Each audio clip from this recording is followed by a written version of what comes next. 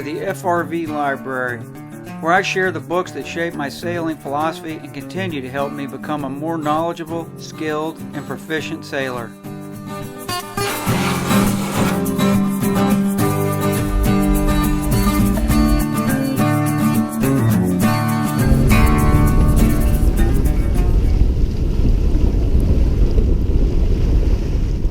Welcome to the FRV Library.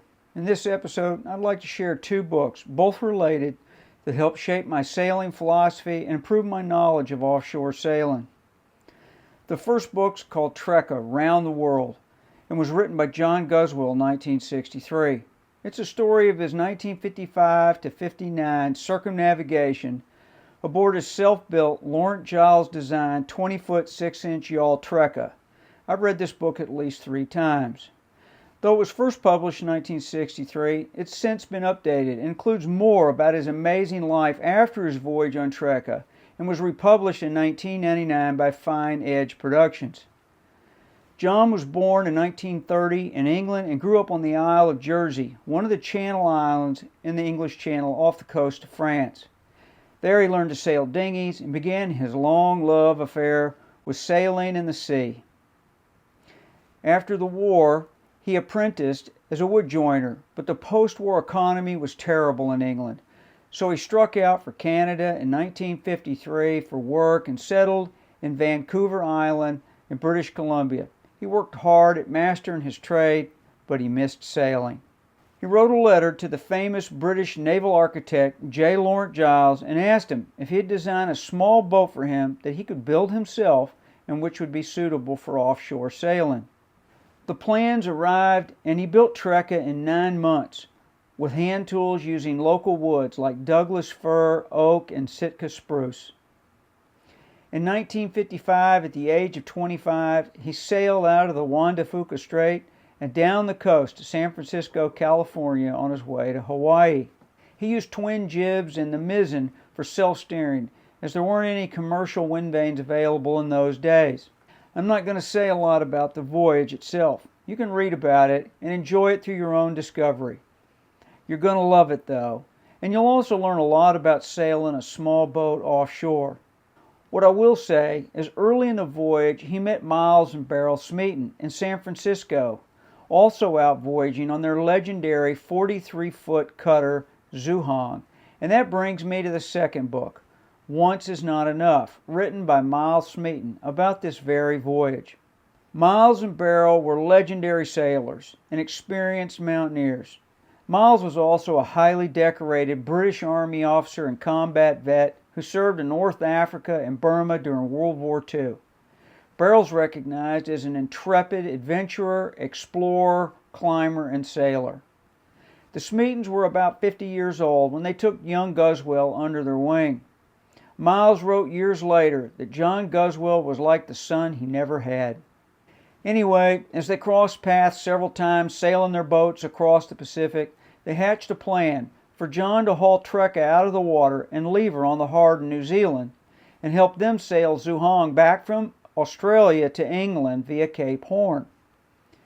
Keep in mind, a small boat voyage around the Horn in 1956 was almost unheard of. Both books tell the story of this epic voyage in detail, but from fascinatingly different perspectives. There are simply too many learning points in both books for me to cover them here. But there's no question the insights they share were very valuable to me, and I suspect they'll be valuable to you as well. But for those that don't know, the 40,000-pound Tzu Hang would be pitch-poled, that is flipped stern over bow in a huge wave about 900 miles northwest of Cape Horn. The boat was completely wrecked and full of water with the cabin top ripped off, the rig totally smashed, and enormous waves continuing to sweep Tzu Hang, threatening to send her right to the bottom of the Southern Ocean. Miraculously, they would somehow survive, and together the 3 of them, working as a tight team, would jury-rig Tzu Hang and sail her 1,000 miles in 34 days to Coronel, Chile, where they set about making repairs. Guzzwell tells this story in detail, and in an annex in his book explains why he thought she was pitch-poled. An understanding of his perspective on the probable cause is well worth your time if you intend to ever sail offshore, regardless of the latitude. Miles Smeeton and John Guzzwell's compelling narratives made these books a must-read for generations of sailors. In the video description, I've left a link to about 5 minutes of 16mm black and white film John Guzzwell shot of the huge waves just before they were pitchpoled. After helping the Smeetons to make repairs to Tzu Hang in Chile, John rejoined Trekka in New Zealand and continued his single-handed voyage round the world. The Smeetons will spend many years voyaging on Tzu Hang and eventually, successfully, sail round the Horn. Not surprisingly, the Smeetons and Guzzwell would remain close friends for the rest of their lives. Both of these books offer great insight into what's required to successfully voyage offshore in small boats. Both books are fascinating, and as it relates to the pitchpoling, a testament to what can be done under horribly adverse conditions at sea. Their attitudes about their predicament and how they went about saving themselves and the boat contains many lessons and valuable insights which are useful to any offshore sailor. Obviously, Guzzwell will complete his voyage, and for 27 years, Trekka would hold the record for the smallest boat to circumnavigate.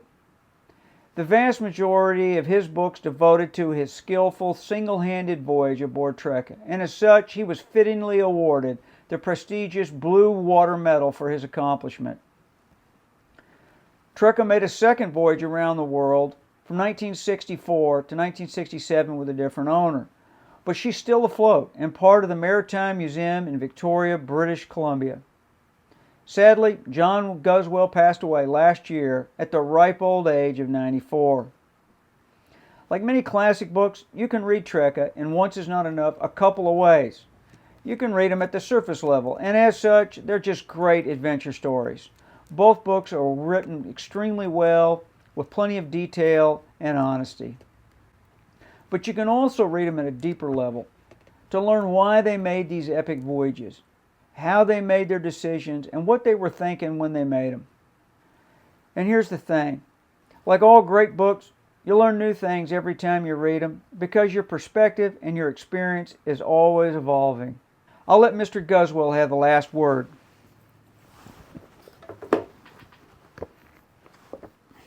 So beware, dear reader.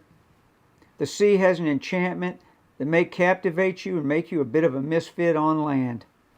It is perhaps the last place on the planet which remains unspoiled, with its moods and behaviors unchanged since time began.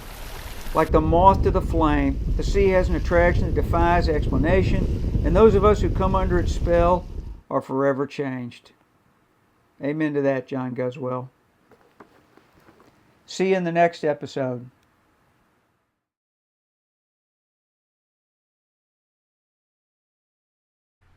If you enjoyed this episode of Far Reach Voyages, let us know in the comments.